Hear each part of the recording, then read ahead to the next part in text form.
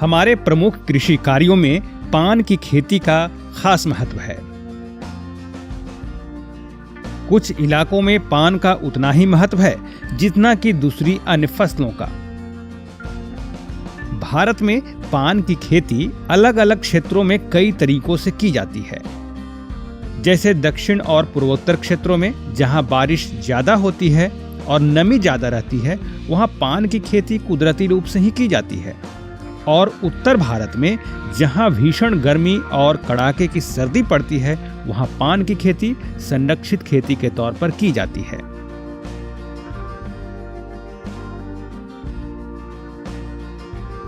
वैज्ञानिकों के मुताबिक भारत में पान की 100 से ज्यादा किस्में पाई जाती हैं, जिसमें से हमारे बिहार में मगही पान और बंगला पान की खेती ज्यादा की जाती है।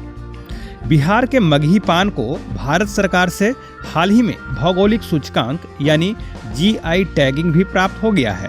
तो आइए इस खुशबूदार पान की खेती कैसे करें, यह जानकारी लेते हैं।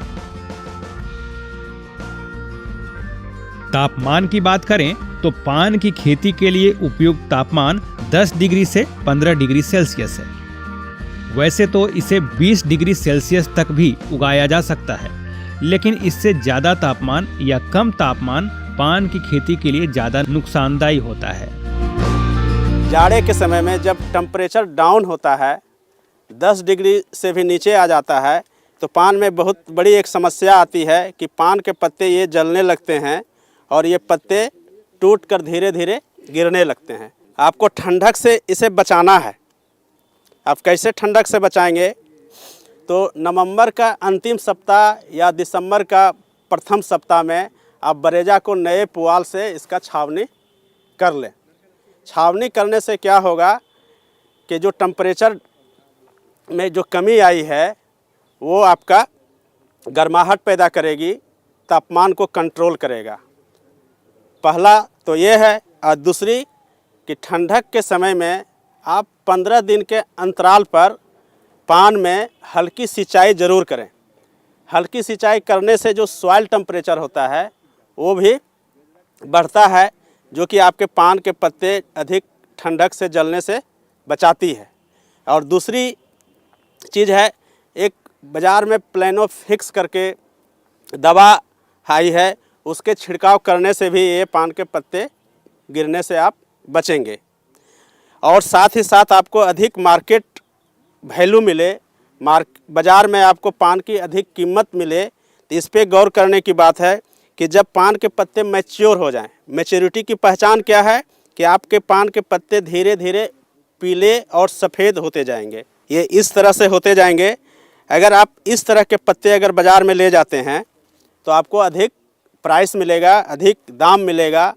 200 पत्ते को एक ढोली बोलते हैं, यानी कि एक ढोली आपको 180 से 200 रुपये में मिलेंगे, अर्थात एक पत्ते के दाम 1 रुपया आपको मिलेगा। पान की बढ़वार ठंड और छायादार जगह में होती है, इसलिए इस प्रकार के बरेजा का निर्माण किया जाता है। बरेजा बनाने से पहले खेत की तैयारी की जाती है और इसके लिए पहली जुताई मई जून में किसी भी मिट्टी पलटने वाले हल से कर सकते हैं, ताकि तेज धूप में मिट्टी में मौजूद हानिकारक कीड़े मकोड़े और खरपतवार नष्ट हो जाएं। इसके बाद अगस्त में जुताई कर खेत को खुला छोड़ दें।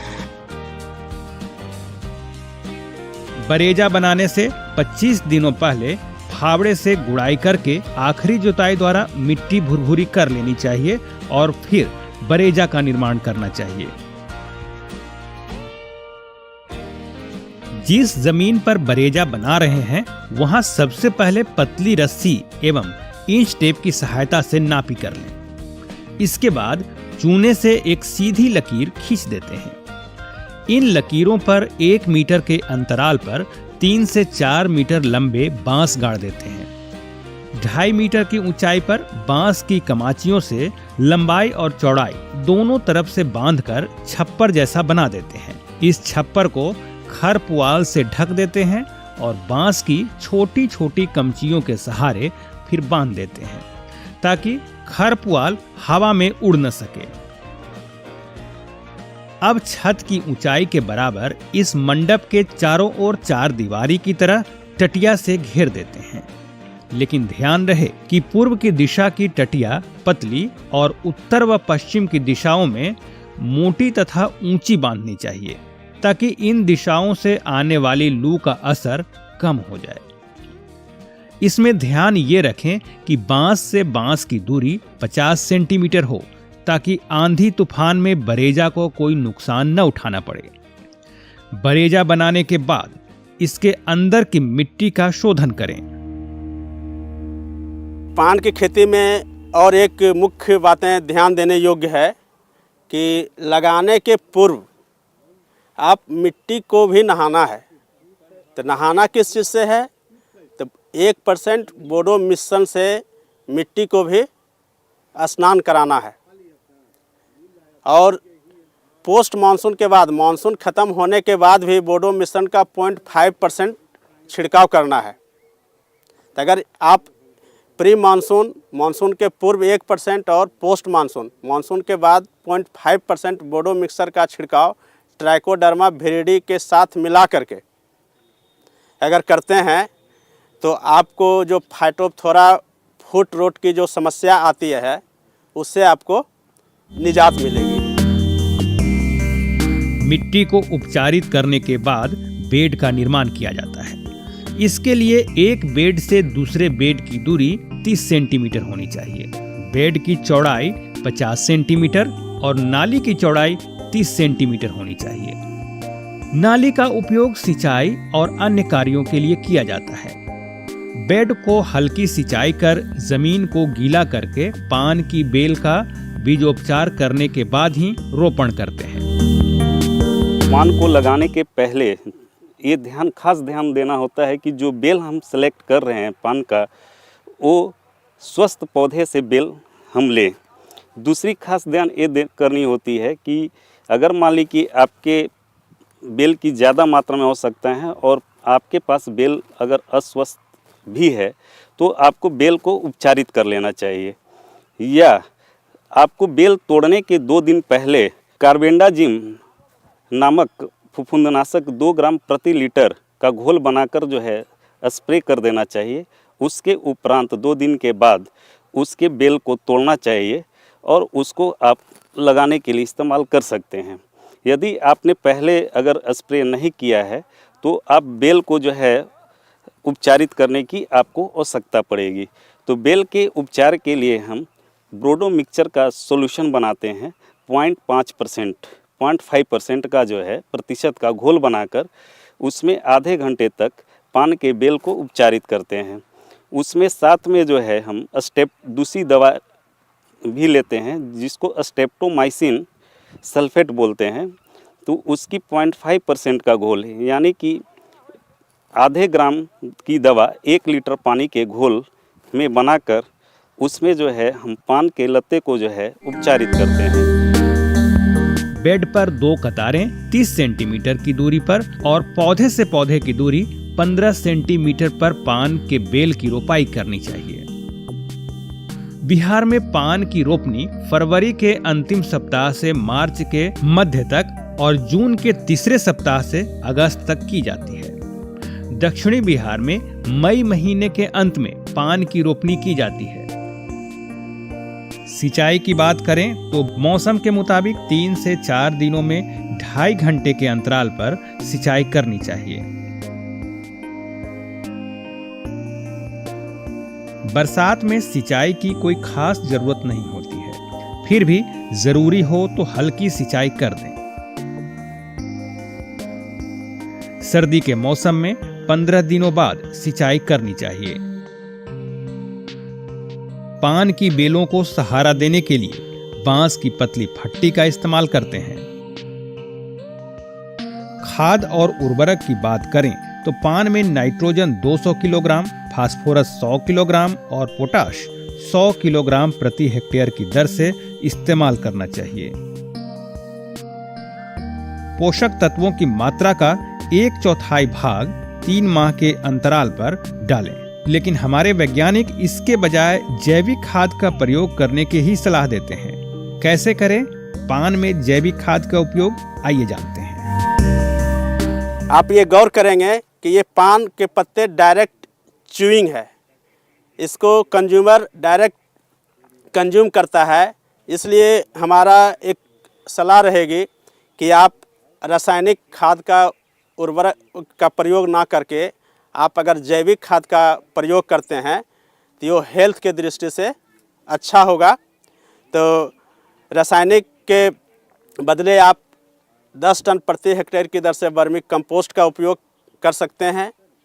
और ग्रोथ प्रमोटर, आपका पान का बढ़वार अच्छा हो, पत्ती चौड़ी हो, तो आप मस्टर्ड केक 5 टन प्रति हेक्टेयर की दर से सरसों के खल्ली का छिड़काव आप करें।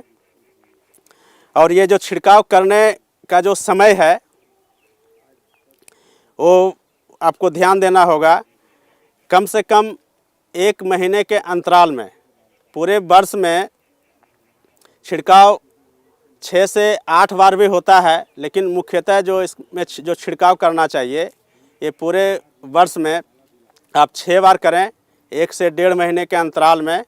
खास करके जब रुपाई का 1.5 महीने हो जाते हैं उसके बाद आप करेंगे तो आपको ज़्यादा लाभ मिलेगा।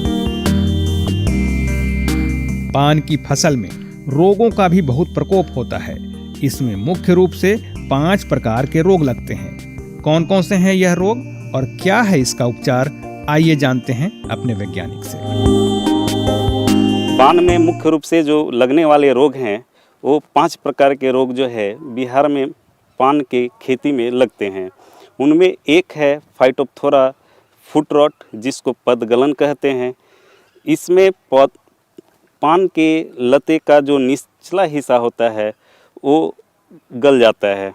दूसरी जो बीमारी आती है वो पत्ती का गलन रोग होता है, जो पैरासिटिका नामक फंगस के कारण होता है।